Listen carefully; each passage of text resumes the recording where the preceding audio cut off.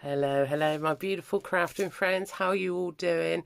Welcome back to my channel, and I hope I give you some inspiration like I've been inspired by some beautiful junk journaling makers on YouTube. Yeah, I've been watching a couple in the evening times to get my inspiration. Not just junk journaling, paper crafts, and people using scrap fabrics, doing slow stitching, embroidery, and all that sort of stuff, just to get my brain cells circling around and sparked up. So yesterday evening, I watched our lovely Tracy from Foxy's Creations. Her Etsy shop is Love Junk Journals. And at the moment, she is creating a criminal junk journal, and she created some case files last night. Absolutely brilliant, and it inspired me because I actually love watching documentaries on not pleasant criminal activity with murders and that, and how the police bring all the information together and catch these killers and that. Not in a morbid way. I don't. It's just it fascinates me how even with today's technology, they're actually starting to solve cold cases, which is amazing. And yeah, so yes, it's never in a morbid way, because I find some of it horrific to watch. But anyway, so I've got given a book of Jack the Ripper, and I've got a load of images out of it, and I would like to create a crime book of Jack the Ripper. Obviously, British girl. I think his was the very first criminal book and program I watched of a serial killer, and I think that's what's got me interested in it ever since. Even at one point, when in my younger years, I wanted to work in the Department of Investigation, and doing the photography and everything. So yes, I did want to be one of them once. But obviously my brain cells are not that intelligent for that sort of job. So anyway, I'm going to be dyeing paper. I did them in my last journal. Let me just get my last journal just to show you. Open up that. So in here, I've done it all in here as well, where I've actually stained the papers myself, and this is with Tim Holtz inks. So I'm going to show you how I've done it. So you don't have to do the coffee or tea dyeing and waiting for ages for it to dry. These actually dry really fast. I just pile them up and then put them on my airer, and they're dried within half an hour because you're not using a lot of water. So I've got my paper here. I've got one of these and my gloves because I've got work shift tonight and I don't really want to go in with brown fingers. Not very professional. So all I do is, actually what I want to do is I want to take some of these pages down because they are a little bit too big for what I want to use. I want some smaller and want some bigger, obviously. Let me get my little ruler. Where have you gone? I had you here a minute ago. There. My bargain from Amazon. So I'm just going to tear some down. Then I've got some ready. Oh, that was a bit awful, Claire. Oh, that's better. So yeah, I'm just doing a bit of Claire's unprofessional edge trimming. Deary me. So how are you all doing? I hope you're doing really well. I've actually been on the ball this week of doing loads of filming. So I've prepared 2 videos that I've got to get at. And this one now. So I'm not too bothered about the different heights of it. That's the best thing about making it, is a journal.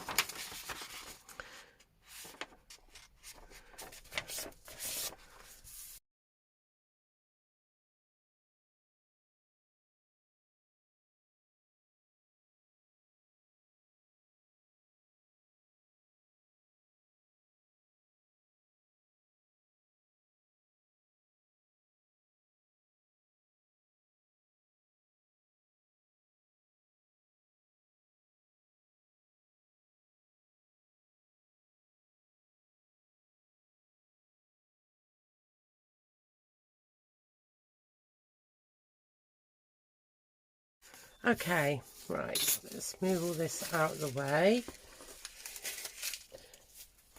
Tidy as we go.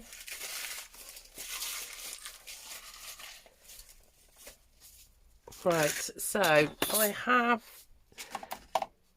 this colour, this one, and then let's get out the green. Are you my green? No, you're not my green. What are you? Oh, we've got that as well. Old paper. I don't know where my green one's gone. Is it up here? Oh, where's that gone to then? Find that out a bit later. I don't know where that's disappeared to. Just gonna have a quick sip of my cuppa. Still using a Christmas mug. So, get my piece of plastic out, and all I'm going to do is we're going to use some of this and pat it down, and then I'm going to add in a bit of brown, and then it is a case of a little bit of a squirt. Don't need a lot of water. I'm just going to mush it around.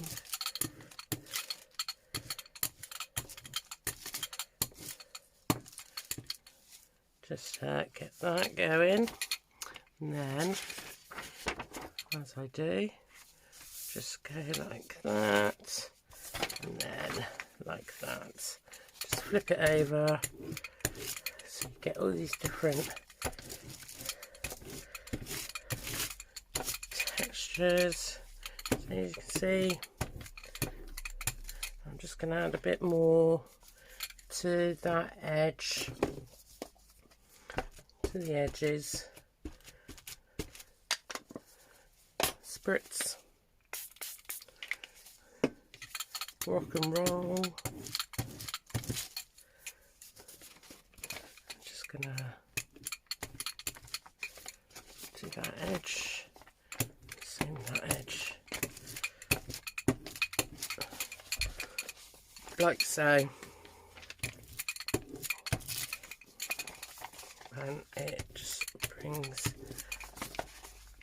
completely different texture onto, you know, visual texture to the page. So I just put that up there. We're going to go in with some, oh, it's really bugging me where my green one is. I have to press pause and hunt for that one. Bit of water, switching around. So you can add more water if you like so. And then just gonna get there you and roller it out. helps. How are we doing on that side? See? Perfect. Okay, fab. So there's that one. So now I'm just putting them on top of my stand to get them to dry out, and then I'll take them downstairs and put them on my airer to quickly finish off drying whilst I have some lunch. So get some all going. And all I'm doing is I'm just taking the, you know, the patches, and so it spreads the ink all over. Straight down. Oh, straight down. Okay.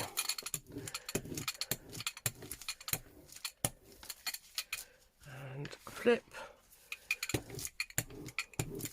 So the reason I've started doing this is my last oven, I had a inspection of my gas, and my gas oven. So when we moved up here, we done a swap with the council. So yes, I live in a council house. So I've done a swap with somebody, mutual exchange, and I had an 18-month-old range cooker, a nice big range cooker, but we'd converted the kitchen around that cooker so it fitted in place, but sadly, because this is only a 7-year-old house, it was newish kitchen. So whereas my previous house was built in the wall, so I couldn't convert this kitchen to take my range cooker. So we swapped cookers. So I had a standard little, you know, gas cooker, and yes. And every now and again, I was adamant I could smell gas every now and again, and so I had a gas check done. The first one, oh, everything's fine. It's the pipe that's leaking from the wall. Okay, fair enough. And then had some young lad. He turned out really nice, bless him. He came and done it because you have to have them yearly here. So he come and done the check, and he goes, oh, I'm really sorry. He says, but if you smelt gas from your cooking. And I said, yes. I said, I told this to the last gas check I had done, and he said it was the pipe leading from the wall. And he goes, no, he goes, I'm afraid it's your cooker. And I went, right, okay. He goes, I'm going to have to condemn it, I'm afraid. And this was just before Christmas. And I went, you are kidding me, aren't you? And he went, no. He said, because you've admitted that you smelt gas. He says, sadly, he says, for your well-being and safety, I have to condemn it. And I went, it's just coming up Christmas. I've got a big family coming over for, you know, for Christmas dinner and everything. All right, no, go for it. So went out and brought. I thought, I'm not going back down the gas route. I'm going to buy an electric. Well, the weird thing is my previous cooker had an electric oven, and I could do, you know, staining, tea staining, coffee staining the papers perfectly and dry them out in there. Because good old British weather is unpredictable, and this house is not big enough for somewhere I can dry out loads and loads of paper. So I've got a new cooker, and the first batch I done, burnt the paper, and I was like, right, this is it. I need to find a different way. Hold on, Tim Holtz, you're my saviour. So yes, this is why I do it this way now. Thankfully. Okay, that's darker. Right, I'm just going to put you on pause because I want to find the green. Well, I can't find it. I don't know where it's gone because it was stacked under that, because I had a stack of them next to me. for my last video.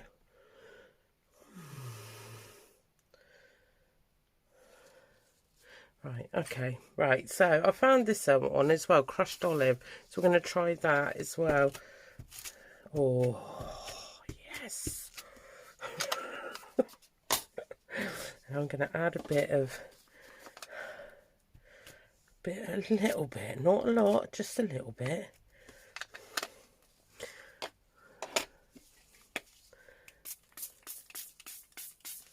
Okay, let's roll that on.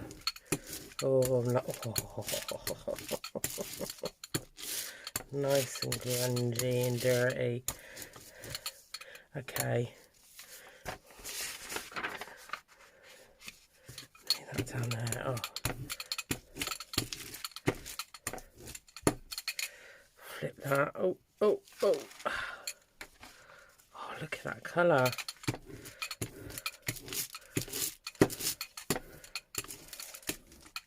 Oh, I'm loving it. I do like that. Okay, fab. And then what I'm going to do is I'm just going to put that to the side. I'm just going to add some of this walnut photo.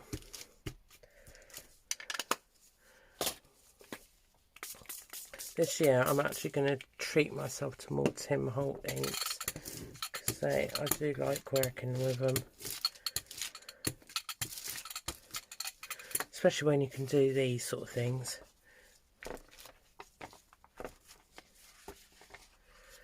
Add in colour.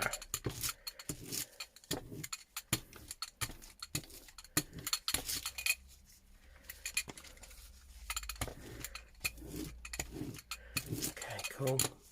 I can't wait to see what that looks like when it dries out.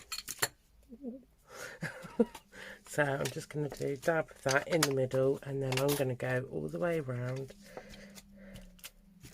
with some walnut. Might even add a little touch more every now and again.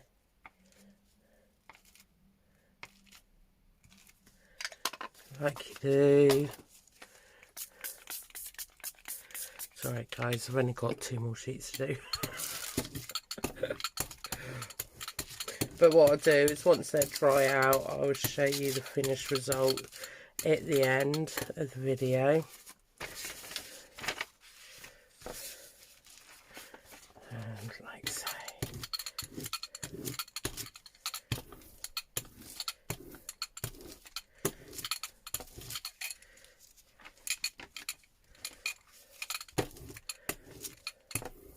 Okay, cool. I think it's just nice for that background effect, and it does look bright at the moment, but honestly it won't be that bright when it dries. Okay, last one.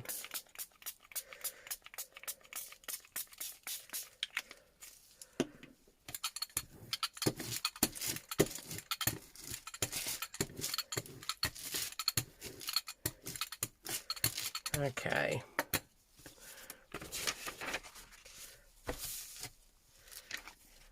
And that side.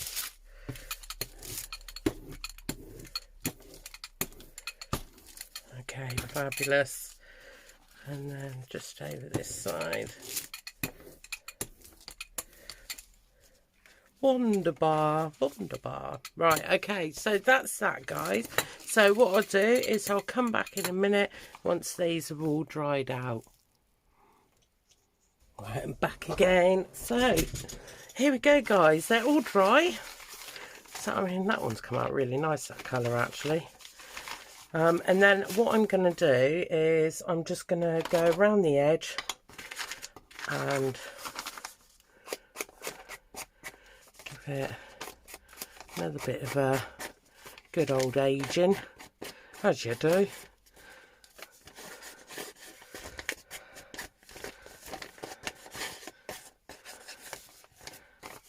And this is Vintage Photo.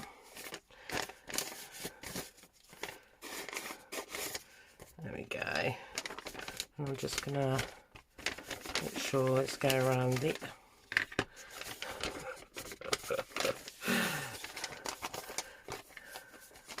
just to make sure it's got all the edges. And there you have it. So that's what it's simple as. And I am sure I'm not the only one who's used Tim's inks in this way. And definitely saves on the electric and your gas.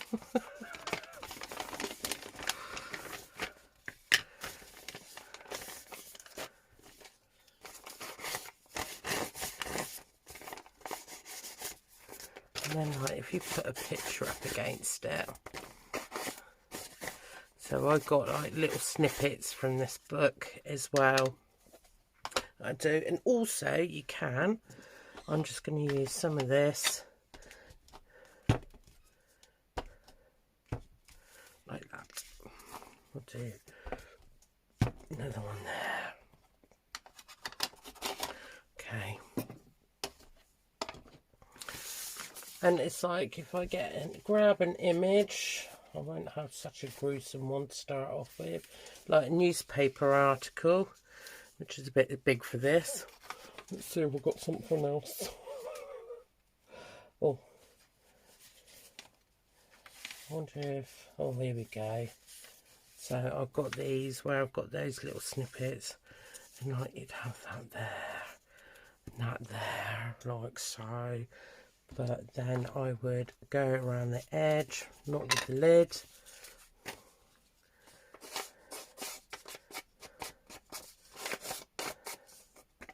Just to make those edges pop. Like that. And I would have some paper underneath.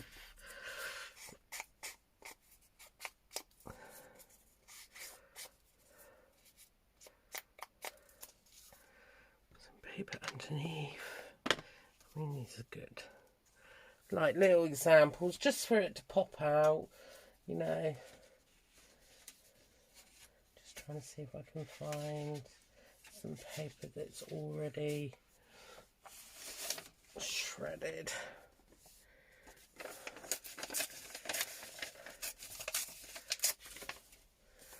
I'm going to just go along the edge here. Just to get rid of the white paper background. And now I've started staining my fingers. Which I aimed not to do. So we've got this coffee stain down there, so let's have that there. And then you'd have... Move that to there, and there, and then you can have that up there like so. And then what else have we got? We've got index. Let's put down there. So as you can see, when that's straight, you have automatically decorated a page, and you can just see that this way of staining papers works out just perfectly. So I'm going to have you down there, you there, and you up there, like so. So perfect examples of staining paper with Tim Holtz, and the ones I've used today are Distress Oxide, the Crushed Olive, Old Paper, Walnut Stain, and Vintage Photo. So I hope you enjoyed this, and you have a go, especially if you want to get some papers done nice and quickly to build a journal and still have the same effect as you would with staining with a great big bowl of stain water like coffee or tea, and then taking ages to dry. So I hope you enjoyed this. Thank you ever so much for watching, and I will catch you on the next video. Happy crafting, everybody. Take care. Bye.